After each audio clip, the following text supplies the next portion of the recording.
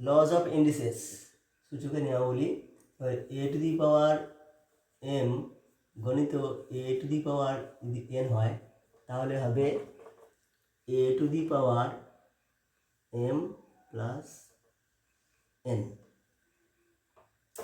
উদাহরণ 2 to the পাওয়ার 3 গণিত 2 to the power 4, তাহলে এটা হবে 2 টু দি পাওয়ার 7। তারপরে দ্বিতীয় সূত্র,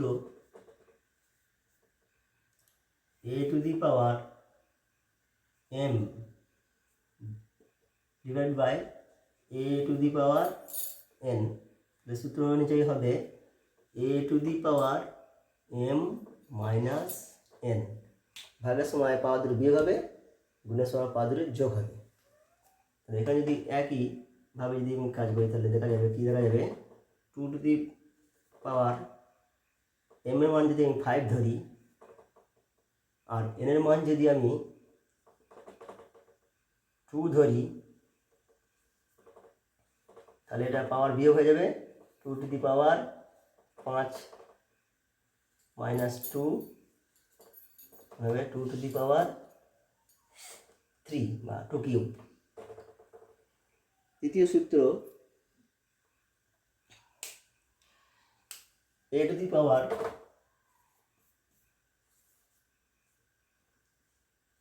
M to the power N হয় তাহলে এটা হবে A to the power M N.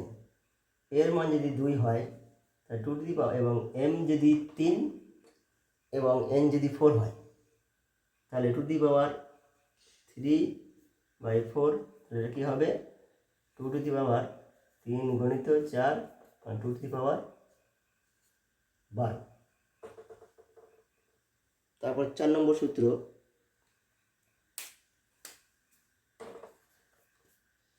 A B to the power M হলে এ to the power M into B to the power M হবে।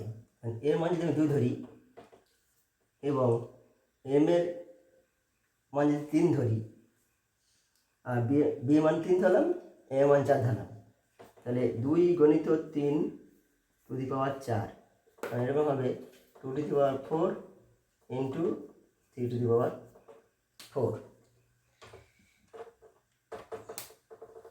একইভাবে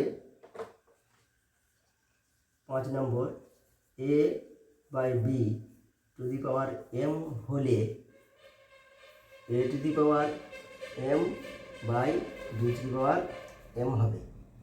এখন এর মান 2 ধরলাম, বি এর মান 3 ধরলাম, এম যদি 4 ধরি তাহলে এটা হবে 2 to the power 4 by 3 to the power 4।